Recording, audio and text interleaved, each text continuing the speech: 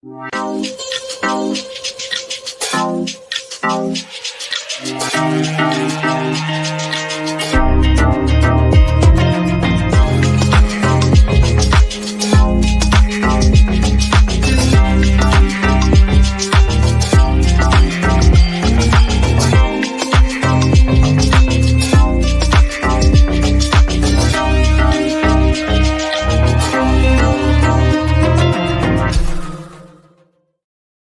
hello, everyone. Welcome to the Draftstars NFL Show for Week 8. Myself here, Smatho, and the Gary Guy are back for Draftstars action here, Australia's #1 daily fantasy platform for your NFL daily fantasy. Tom's back in 1963 on the farm. How are you, bud? Yeah, a bit more of a country aesthetic this week. Background, doing well, thanks. Yeah. Now, obviously, you're on location there, so apologies if your video or audio feed decides to lag back in the 60s. But, mate, how'd you go last week? Because you noted in your article on Daily Fantasy Rankings, where you can find all your work, that you didn't go too well last week.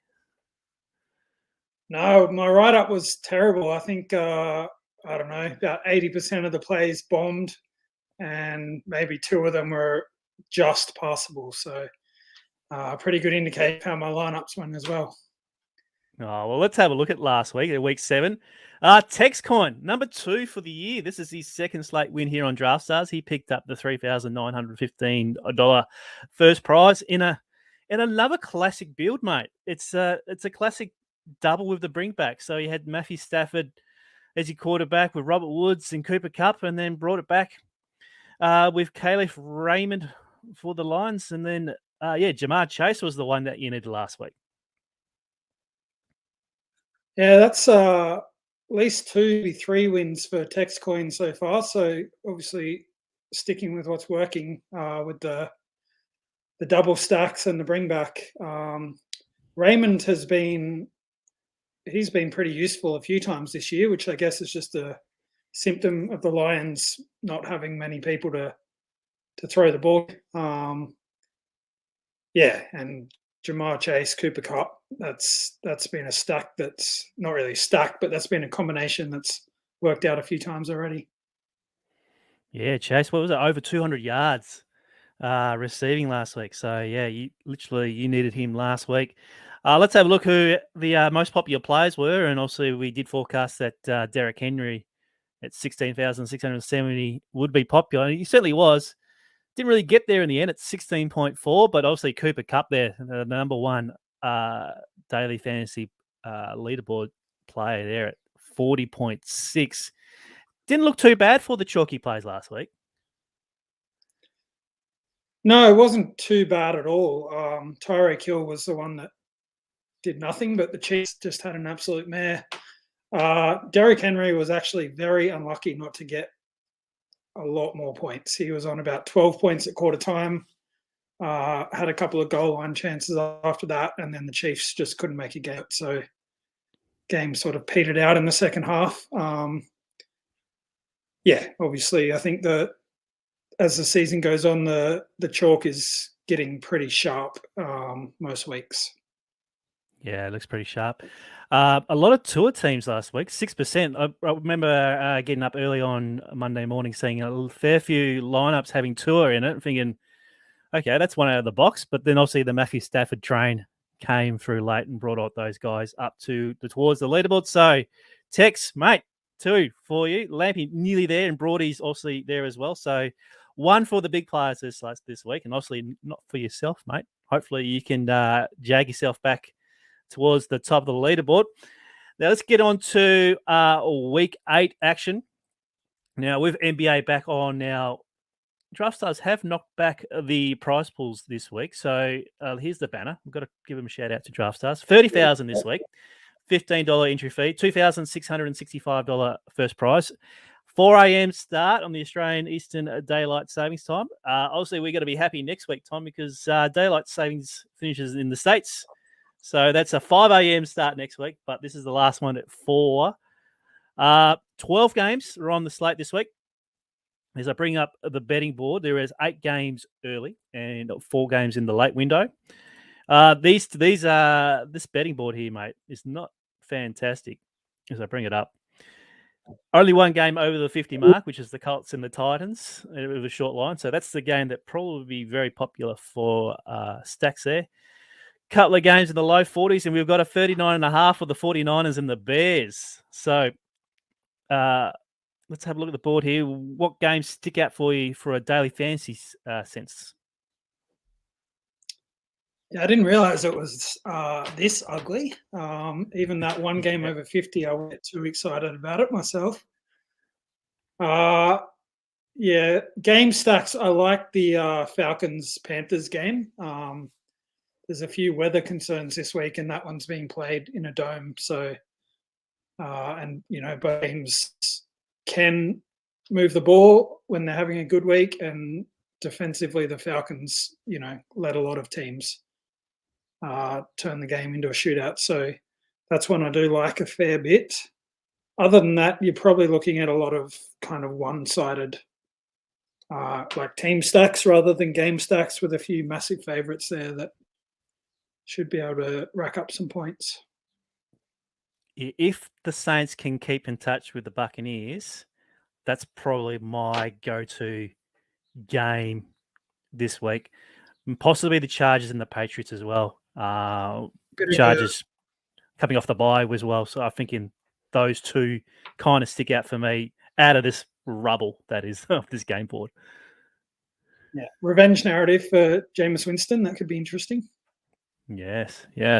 Now, in terms of on the punt, what do you got for me this week? Yeah, I'm going to stick with that game and go for the Panthers. I think I've done this a few times already, and it hasn't gone too well, but they have to turn it around soon, I think. So I'll stick with the Panthers. Mate, you're dying on the Panthers heel all year, mate. Get off. I'm going to stick with the Bucks at the spread. I think they're going to be too good for the Saints. Let's have a look at the injuries for this week. Look, as I said, there's more people out than more questionable, which we like to see, so we know what's going on. The main guys there are out for this week on Draftstars is obviously Antonio Brown and Julio Jones. Zach Wilson's not quarterbacking for the Jets this week. The rest there are kind of bits and pieces players there for the other teams. As for the questionable tags, the one you probably have to look out for is Austin Eckler with a hip. They're saying that you'll get up, but you just don't know these days. The rest of them, such as Parker, Smith, Harris, Beckham, DeAndre Swift, they just seem to get questionable tags every week. Rob Gronkowski is probably the one that I need to keep an eye on as well, because if he comes back in for the Bucks, he becomes a good play on Draftstar. So, Tom,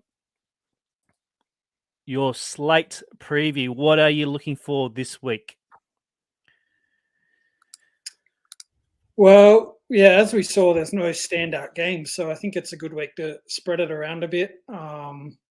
Pick a couple of games that you don't think people are going to be excited about, and try a few kind of unique stacks in those games. I think some of those injuries, we'll go through it in the position previews, but some of them will open up some kind of fringe plays that could help us make some very different stuff to other people. All right, let me bring up the lobby for tonight.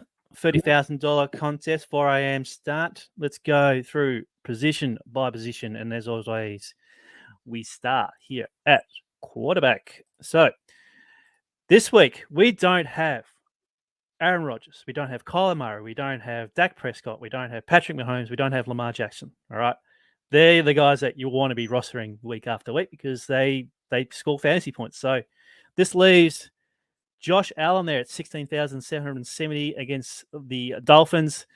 And then you've got pretty much your pocket passes apart from Jalen Hurts. He's there at 14,860. So on your article on Daily Fantasy Rankings, you do have two guys that you are pretty keen on. Tell me these two and why should we be considering this week?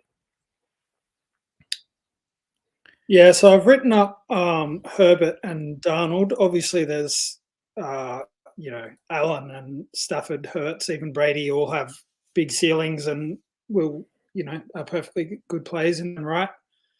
Herbert, I like because we know he's got that massive ceiling. There's a bit of a question mark over Austin Eckler. And I think the Patriots matchup, we saw it with the Cowboys a couple of weeks ago, where the matchup scares enough people off.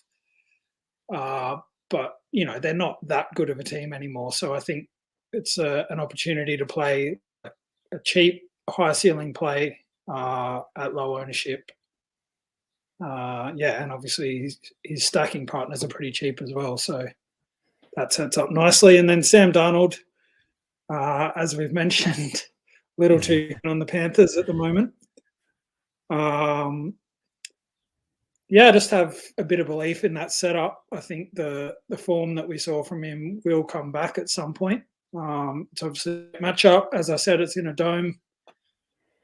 And again, there's a good cheap stack that you can make there. So I'm keen on that. All right. You can die on the Darnold hill. Let's go back towards the top of the board here. Stafford is obviously has a great season going on there, but against the Texans, I'm just not sure that he needs to chuck it at least 40 times to get over to that 300-yard bonus. So I'm not so happy with him this week, nor with Allen. It's not a bad price, but I just don't see much potential against the Dolphins.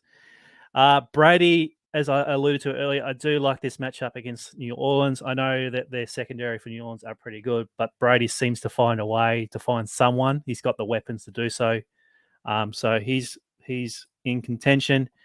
And apart from that, no one down the bottom here is taking my fancy apart from Baker. Now, Baker's just there at 10,420. I think that's a bit too cheap for him. I know he has the shoulder concerns. He had the week off in week 7, but it's non-throwing shoulder. So if he can manage that, and if the Steelers can, make a game of it, I think Baker Mayfield is just a bit too underpriced. If I can get at least 20 points out of him, then I'm pretty happy with that. Any other quarterbacks you want to mention before we move on? I'll say about Mayfield, that does spark my interest because Odell Beckham's about 10,000 as well. Nick Chubb is playing, but he's still a bit banged up. So they're a team that likes to run the ball, but maybe this is kind of an opportunity for a super cheap stack. Two players that do have a lot of ability, so I don't mind that at all. No one else that I really love. Obviously, Joe Burrow and the Bengals are kind of starting to throw the ball a bit more. They're trusting his health, and obviously I love Jamar Chase, T. Higgins. So, and against the Jets, not scary at all. So that's quite a good one as well, I think. Okay. All right, let's move on to running back. As every show that we start here, we always start here with King Henry at 16,190. As we mentioned in our Week 7 review, he didn't quite get there last week, so that's a 16.4. But as we saw, it was the highest points total on the board, only a 1-point spread. This sets up as another good matchup against the Colts, or you think the Colts are pretty good in defending the run?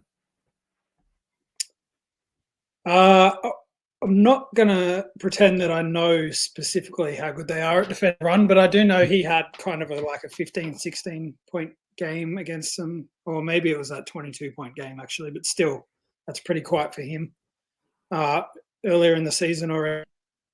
But it's Derrick Henry. I'm not that worried about matchup. He can just explode on any given week. He's not close enough to 20,000 yet for me to be worried about the price, so I'll be playing him a lot.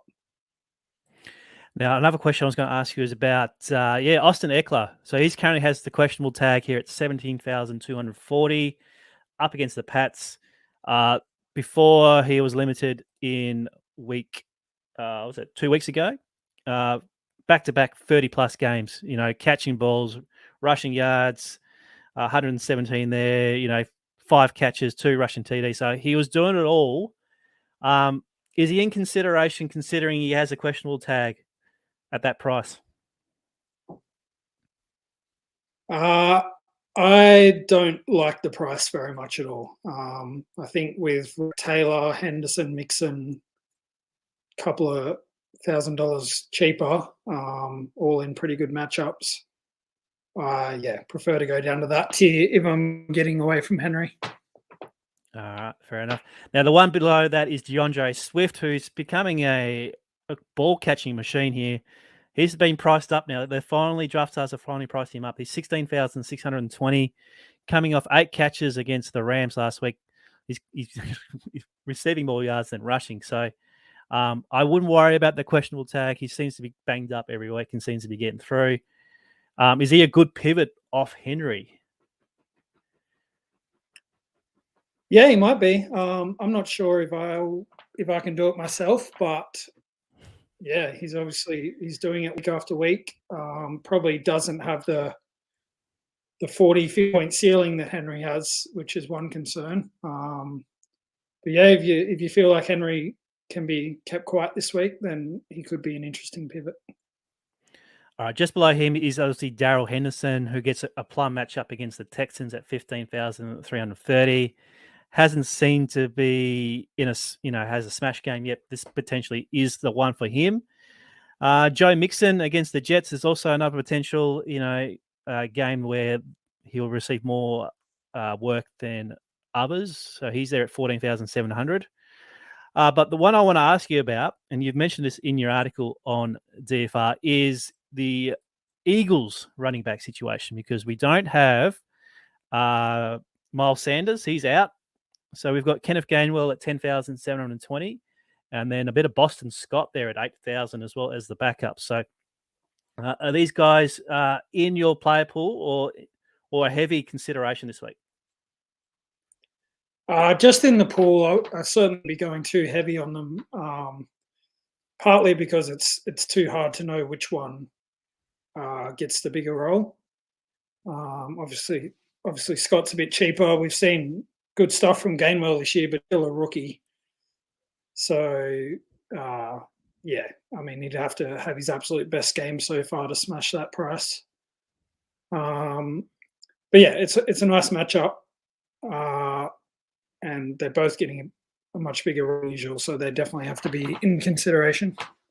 Yeah, especially Boston Scott. He's alive again after rushing a TD. Catching one ball. So at the mid price, that is a bit of a flyer, but if you are struggling to fit in other options, they're a contention. Apart from that, nothing else really stands out for me at the mid range or the cheaper scale. Do you have anything there that you can tell the viewers about?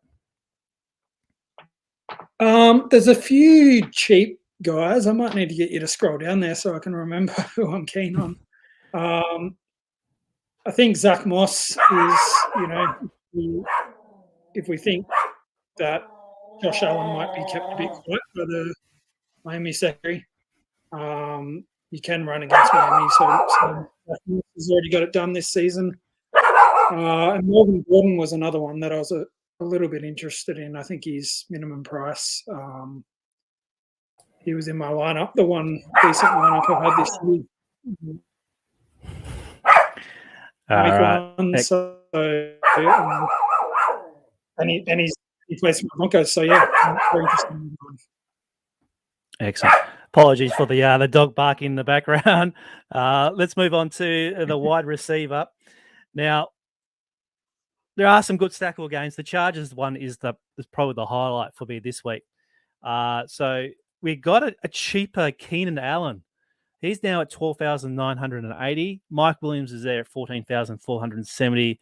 And it doesn't seem to be anyone else that's involved in the Chargers passing game. So you keen on Allen this week? Pardon the pun. Yeah, I'm very keen. He still had, almost as much volume as we're used to from him. But Mike Williams has had all the big players so far. So at some point he's going to, get a couple of long catches or a couple of touchdowns in 1 week while the price is down and while we like the stack in that game. I'll be going pretty heavy on him this week, I think. Williams is there at 14,470. Obviously didn't do much there before the bye. Would you play like a double? Would you consider both of them along with Herbert? Yeah, I think given that Herbert and Allen are a little bit cheaper than usual, I'm willing to pay up a little bit more for Mike and play the double. I'm not sure. He might have been up a bit, was he, just before the bye? Can't remember exactly, but I think he may have been. So, as long as he's healthy again, which I think he is, he's got an enormous ceiling this year with the new role. Play him alone or play him in the double. Absolutely. All right. Now, obviously, Draftstars have the cruncher there, and they have identified a few kind of value plays that are available. You need to scroll down a little bit here. Now, T. Higgins is coming up here at 11,410. Obviously, the whole talk is about Jamar Chase and how he exploded last week, but T is still getting some good targets. There's 7 receptions there against the Ravens for 62 yards. So at that price, if he continues to steal the volume, would you be in your plans? Yeah, I wrote him up. I think, things are getting ridiculous with Chase. The price is getting up there and it's not going to scare many people off. So we have to look at different ways to play that team. And Higgins was good last year. Similar to Keenan Allen, he just hasn't had many big plays so far this year. They'll come, and the price is good, so I'll be very keen on him this week. No, also you have to be keen on DJ Moore if you're playing Darnold. Yeah, unless I want to go heavy on Robbie Anderson, which I'm not too excited about. So yeah, DJ Moore. Like I said, I think the Panthers are bouncing back sometime soon. That will involve a lot of DJ Moore. The price has come back down a little bit. Should scare a few people off with those last 3 scores. Bet on the bounce back, I reckon. Yeah, betting on the bounce back. Now, also, there's no Julio Jones, so AJ Brown is available at 14,520, and as you can see, he actually went pretty well against the Chiefs. 8 catches for 133 yards and a touchdown. So if he can reproduce those numbers, I think that's a great play. Mike Evans and Chris Godwin are tantalizing under $14,000 there. I think poor old Evans is going to have a hard time against, was it Lattimore? I think he is from the Saints. I think one of their stud cornerbacks. So that might open things up for Chris Godwin, who's coming off a 28. But that all depends on Gronkowski as well. So we'll have to keep an eye on that. Apart from that, not really excited about Cooper Kupp this week. I know it's great matchup against the Texans, but you just got to think how many times will it throw it to him. Is there any other guys that they're sticking out for you? Well, an alternative to Kupp is in terms of playing a Ram in that great matchup is Van Jefferson, about 8,000. We've seen a couple of decent games this year where he catches a couple of deep balls. Deshaun Jackson is actually out. I wrote him up, which just helps his chances of being the one down the field most routes. So I think he could be a great one. Zach Pascal is another one I saw there at minimum price. Paris Campbell is out. T.Y. Hilton looks like he'll probably be out, which means it's just Michael Pittman and Pascal. Tennessee not a hugely scary matchup. So, and the Colts are playing pretty well. They've kind of found a bit of form, so could be one to save a bit of salary on there. Yeah, I don't mind that. Yeah, it all depends on Hilton, I suppose. He did play before the bye. Well, I didn't have a bye against Houston, so I like that. It's a bit hard this week because obviously we don't have those kind of stud teams that rely on, and then the stud teams that have bad matchups in terms of spreads as well. So, good luck to you with your wide receivers this week. Let's move on to tight end. Now, I don't like these top two. I think it's 11,360 for TJ Hawkinson and 12,160 for Kyle Pitts. Now, Pitts has obviously had two fantastic games, one back in London, then backed it up against the Dolphins there. But could he go three in a row, Pitts? Well, you'd have to say rookie tight end. It's probably smarter to bet against it, I would say. Yep. So that leads me down here towards Dallas Goedert at 9,150. No more Zach Ertz in the team. Seemed to go all right against the Raiders. 3 catches for 70 yards last week. And then Rob Gronkowski is the one you need to have a look at. If he's back, then obviously some volume will go towards him at 8,220. But the one that I'm sure that you like and I like as well is Mike Gesicki here at 8,160. Yeah, I love Mike Gesicki. He's doesn't really play much tight end, actually. He plays in the slot and gets down the field a bit. So, and obviously in the red zone, he's a big target. So, the volume's great, and they're just going to have to throw the ball a lot against Buffalo, you'd imagine, if there any chance. So, yeah, I guess if we think that Tua's he's shown a bit recently. If we think that keeps up, then I think Gesicki's probably just about the best play at tight end. One more for you. Oh, there's the dog going. Dan Arnold for you, mate. There you go. Little Jaguars one there, 5,150. If you can get onto one of those, that'd be awesome. Nothing really else that sticks out here. Yeah, I do have a couple more. Pat Frymuth has a little bit of interest this week with Eric Ebron out. Like you said, that could be a sneaky game to stack. He'd only really have to catch a touchdown.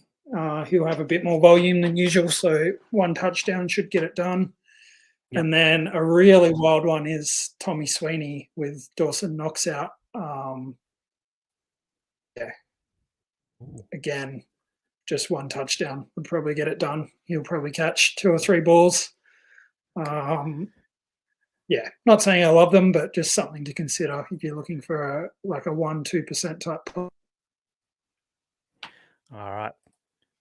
And our favourite position of all time is the defence special teams. Once again, another hard one to pick because obviously the ones that we love are priced up. The Bengals, the Bills, the Rams, I all like them this week, but unfortunately they're all over 7K. Even the Browns at 6,980. I think the brains putting tricks on me thinking, they're under 7K. I'll pick the Browns instead. I like that one as well. Who else? Is there anyone else that you like here? I think as much as possible, I'll try and fit in the Rams and the Bengals. I think the Jaguars are one that are cheap enough playing against Geno Smith, who has looked just terrible. So, if you think he keeps making turnovers like he has been, obviously it's a bit scary because the Jaguars aren't very good, but maybe they can just get a few turnovers there and sneak up to 10 points. Now, if I can't afford the Bengals or the Browns, I might come down to Washington again. I'm going to ride them again. Not too bad. Look at this little 7 and 8 points in the last couple of weeks. Tough matchup against Denver. It's the lowest points total on the slate at I think 39. I read there. So if we can get some sacks or get Teddy under a bit of pressure, then at 5,000, it's not the worst. All right. So that's position by position for week 8.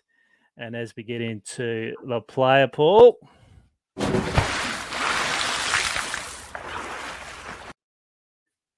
All right, this week, let me take that little banner off there. So I've got Herbert, Hurts, Matt Ryan, if you can get into a bit of a shootout against Darnold. And then obviously Baker Mayfield's price is very enticing. Henry, Swift, Henderson, Mixon, Gainwell as your running backs. Keep an eye on the status of Eckler and Alex Collins for the Seahawks. He's actually pretty cheap this week. Allen and Williams from the Chargers, T. Higgins, DJ Moore, Robbie Anderson. I'll throw it in there for you, Tom. Ridley, Godwin, and AJ Brown. If we go over the page, Goddard, Gesicki, Arnold. Keep an eye on Gronkowski if he plays. And then obviously I've got Washington, the Browns, and the Bengals. All right, so we've got through there. Week 8 of the NFL Draftstars slate. Any final thoughts before we wrap it up here, Tom? Nothing springs to mind. I just think it's a good week, like I said, to spread things around a bit. Not that many standout options, so just do whatever feels good, I think. All right. Well, hopefully you'll get yourself back on the leaderboards. I might chuck in my 3 to 4 teams in tonight. Now, you can find Tom's article on dailyfantasyrankings.com.au with all his Draftstars fantasy plays. We'll be back for week 9 for the Draftstars NFL show, going through position by position for week 9. Tom, thanks for joining me, matey. No worries. Thanks, Smatho. All right, and we'll look forward to seeing you catch next time. See you guys. See ya.